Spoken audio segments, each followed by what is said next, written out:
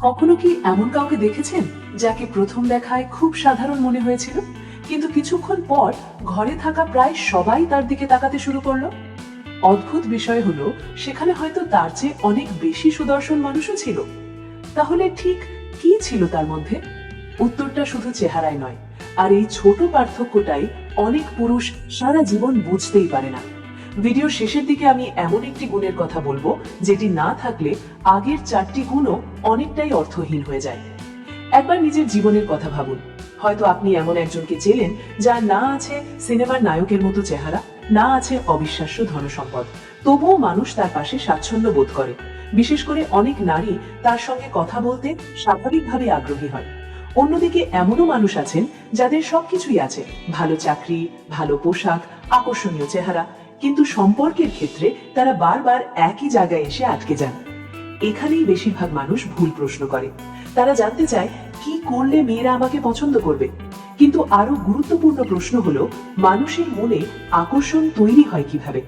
এই প্রশ্নের উত্তর খুঁজতে গেলে শুধু সম্পর্ক নয়, মানুষের মস্তিষ্কের কাজ করার ধর্মও বুঝতে হয়। আজ আমরা এমন কিছু গুণ নিয়ে কথা বলবো যেগুলো অভিনয় করে দেখানো যায় না। এগুলো ধীরে ধীরে একজন মানুষের ব্যক্তিত্বে তৈরি হয়, আর সেই কারণেই এগুলোর প্রভাবও দীর্ঘস্থায়ী। তবে শুরু করার আগে একটা বিষয় পরিষ্কার করা দরকার। অনেক পুরুষ আকর্ষণীয় হওয়ার চেষ্টা করতে গিয়ে এমন একটি ভুল করে যেটা অজান্তেই মানুষকে তার থেকে দূরে সরিয়ে দেয়, আর সেই ভুলটাই আমাদের প্রথম আলোচনার বিষয়। একটি ছোট দৃশ্য কল্পনা করুন। একটি অনুষ্ঠানে দুজন মানুষ ঢুকলো। একজন সবার নজরে পড়ার জন্য ব্যস্ত, অন্যজন শান্ত, স্বাভাবিক। আশ্চর্যের বিষয়, কিছুক্ষণ পর মানুষ নিজে থেকেই দ্বিতীয় ব্যক্তির কাছে যেতে শুরু করলো। কেন এমন হয়? কারণ মানুষ শুধু আপনার কথা শোনে না, আপনার ভেতরের স্থিরতাও অনুভব করে। যখন আপনি নিজেকে প্রমাণ করতে ব্যস্ত থাকেন, তখন অজান্তেই অনিশ্চয়তার সংকেত দেন। কিন্তু যার নিজের মূল্য নিয়ে ভেতরে তাড়াহুড়ো নেই, তার উপস্থিতিও আলাদা হয়ে ওঠে। 1 মিনিট। প্রেজেন্স মানে চুপচাপ থাকা নয়।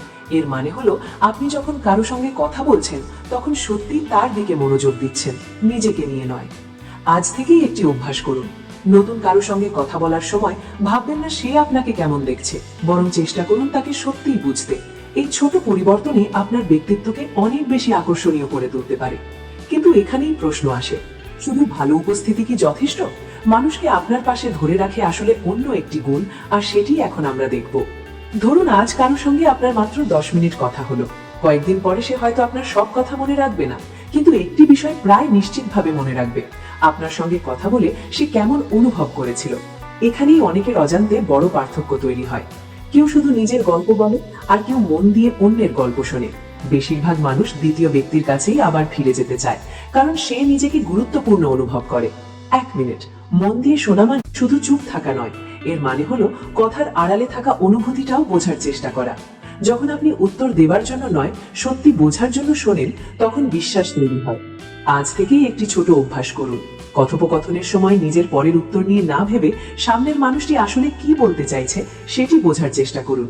এই একটি পরিবর্তনই আপনার সম্পর্ককে অনেক গভীর করতে পারে। কিন্তু একটি প্রশ্ন এখনো বাকি আছে। কেউ আপনার পাশে স্বস্তি পেলেই কি সম্পর্ক দীর্ঘস্থায়ী হয়? কঠিন সময় আপনার আচরণই সেই উত্তর দেয়, আর সেখানেই আসে তৃতীয় গুণটি। একটি প্রশ্ন ভাবুন, চাপের মুহূর্তে একজন মানুষের আসল চরিত্র কোথায় প্রকাশ পায়? উত্তরটা তার সমস্যায় নয়, তার প্রতিক্রিয়ায়। ধরুন একই সমস্যায় দুজন মানুষ পড়েছে। একজন সঙ্গে সঙ্গে রেগে গেল, পরিবেশ ভারী হয়ে উঠল। অন্যজন কয়েক সেকেন্ড থামলো, পরিস্থিতি বুঝলো, তারপর শান্তভাবে কথা বলল। সমস্যা দুজনেরই একই ছিল, কিন্তু মানুষের মনে ছাপ ফেললো দ্বিতীয় ব্যক্তি। 1 মিনিট। আবেগ নিয়ন্ত্রণ মানে অনুভূতি লুকিয়ে রাখা নয়। এর মানে হলো মুহূর্তের আবেগকে আপনার সিদ্ধান্ত নিয়ন্ত্রণ করতে না দেওয়া। কঠিন পরিস্থিতিতেও যে সম্মান ও সংযম ধরে রাখতে পারে, মানুষ স্বাভাবিকভাবেই তার পাশে নিরাপত্তা অনুভব করে। আজ থেকেই একটি ছোট্ট অভ্যাস করুন। রাগ বা হতাশার মুহূর্তে সঙ্গে সঙ্গে প্রতিক্রিয়া না দিয়ে মাত্র 10 সেকেন্ড বিরতি নিন।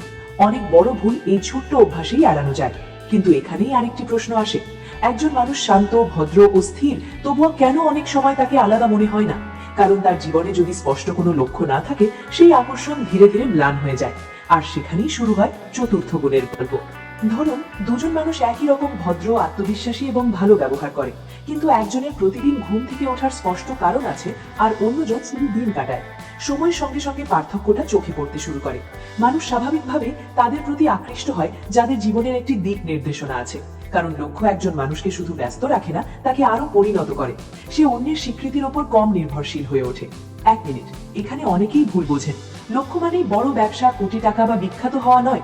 নিজের কাজ শেখা, পরিবারকে ভালো রাখা, নতুন দক্ষতা অর্জন করা, এসবও জীবনের উদ্দেশ্য হতে পারে। আজ নিজেকে একটি প্রশ্ন করুন, আপনার পরিচয় যদি চাকরি বা সম্পর্ক দিয়ে না হয়ে আপনার লক্ষ্য দিয়ে দিতে হয়, তাহলে আপনি কি বলবেন? এই প্রশ্নের উত্তরই আপনার ব্যক্তিত্বকে নতুন ভাবে গড়তে শুরু করবে। কিন্তু আরো একটি গুণ আছে যা এই সব কিছুকে মানুষের মনে দীর্ঘদিন ধরে বাঁচিয়ে রাখে। সেটি আমাদের শেষ গুরুত্বপূর্ণ বিষয়।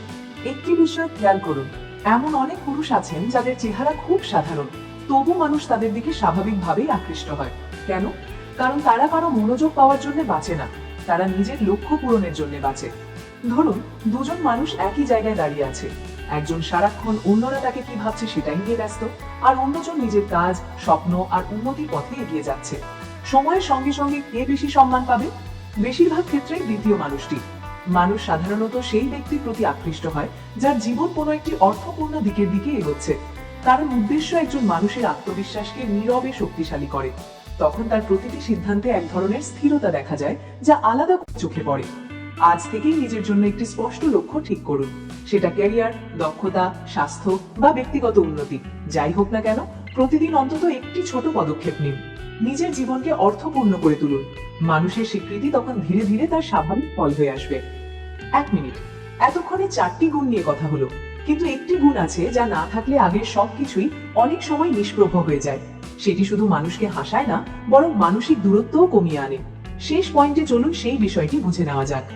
একজন মানুষকে মনে রাখার জন্য সবসময় বড় কোনো ঘটনা লাগে না।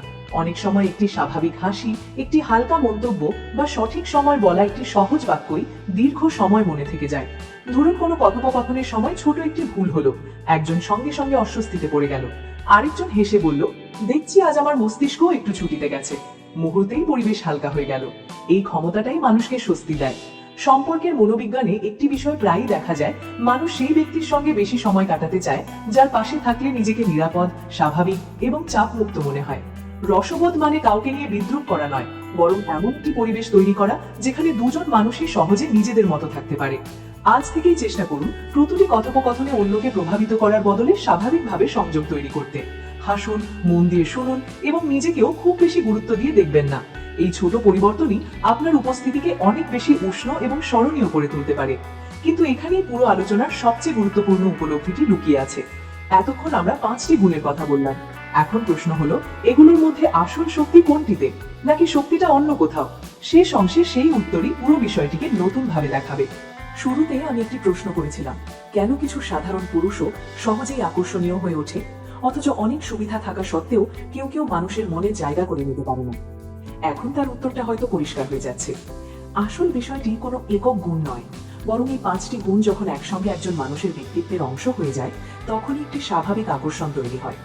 একবার ভেবে দেখুন, আত্মবিশ্বাস আছে কিন্তু লক্ষ্য নেই, তাহলে সেটা দীর্ঘস্থায়ী হয় না। লক্ষ্য আছে কিন্তু মানুষের কথা শোনার অভ্যেস নেই, তাহলে সম্পর্ক গভীর হয় না। রসবোধ আছে কিন্তু আবেগ নিয়ন্ত্রণ নেই, তাহলে বিশ্বাস গড়ে ওঠে না। প্রতিটি গুণ অন্য গুণটিকে শক্তিশালী করে। এখানেই অনেকের ভুল ধারণা ভেঙে যায়। আকর্ষণ কোনো অভিনয় নয়, কোনো মুখস্থ কৌশলও নয়। এটি এমন একটি ব্যক্তিত্বের ফল যা প্রতিদিনের ছোট ছোট অভ্যাসের মাধ্যমে তৈরি হয়। আর এই কারণে সুন্দরী হোক বা সাধারণ, দীর্ঘমেয়াদে অধিকাংশ মানুষ বাহ্যিক চাকচিক্যের চেয়ে সেই মানুষটিকেই বেশি মূল্য দেয় যার পাশে নিজেকে নিরাপদ, সম্মানিত এবং স্বস্তিতে অনুভব করা যায়। মানুষ প্রথমে আপনার চেহারা লক্ষ্য করতে পারে, কিন্তু শেষ পর্যন্ত আপনার চরিত্রের কাছেই থেমে যায়। বাহ্যিক আকর্ষণ দরজা খুলতে পারে, কিন্তু ব্যক্তিত্বই মানুষকে ভিতরে থাকতে শেখায়। হয়তো আগামীকাল থেকেই সবকিছু বদলে যাবে না, কিন্তু প্রতিদিন যদি একটি ছোট পরিবর্তনও আনতে পারেন, কয়েক মাস পর আপনি নিজেই নিজের মধ্যে পার্থক্য অনুভব করবেন। আর মজার বিষয় হলো, তখন অন্যকে আকৃষ্ট করার চিন্তা কমে যাবে, কারণ আপনি নিজেই নিজের সেরা সংস্করণ হয়ে উঠতে শুরু করবেন। সেটাই প্রকৃত আকর্ষণের শুরু। কিন্তু যাওয়ার আগে আপনার জন্য একটি ছোট্ট প্রশ্ন আছে। আজকের পুরো আলোচনায় যদি এমন একটি কথাও থাকে যা আপনাকে নিজের জীবন নিয়ে নতুনভাবে ভাবতে বাধ্য করেছে, তাহলে ভিডিওটি শুধু দেখে চলে যাবেন না। মাঝে মাঝে আমরা এমন কিছু শিখি যা আজ নয়, কয়েক মাস পরে আমাদের কোনো গুরুত্বপূর্ণ সিদ্ধান্তে কাজে লাগে। তাই চাইলে ভিডিওটি সেভ করে রাখতে পারেন। এখন আপনার কাছে একটি প্রশ্ন, এই 5টি গুণের মধ্যে কোনটি আপনার সবচেয়ে বেশি শক্তিশালী বলে মনে হয়, আর কোন গুণটি আপনি আজ থেকেই নিজের মধ্যে নিচে মন্তব্যে লিখে জানান। আমি শুধু মন্তব্য পড়ি না, অনেক সময় সেখান থেকেই পরের ভিডিওর বিষয়ও খুঁজে পাই। আর যদি আপনার এমন কোনো বন্ধু, ভাই বা পরিচিত মানুষ থাকে যে বারবার ভাবে চেহারা বা টাকা না থাকলে সম্পর্ক সম্ভব নয়, তাহলে ভিডিওটি তার সঙ্গে শেয়ার করুন। হয়তো একটি নতুন দৃষ্টিভঙ্গি তার নিজের সম্পর্কে ধারণা বদলে দিতে পারে।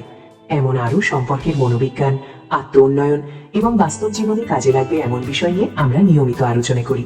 যদি এই ধরনের গভীর কিন্তু সহজ ভাষার ভিডিও আপনার ভালো লাগে, তাহলে চ্যানেলটি সাবস্ক্রাইব করে পাশে থাকুন।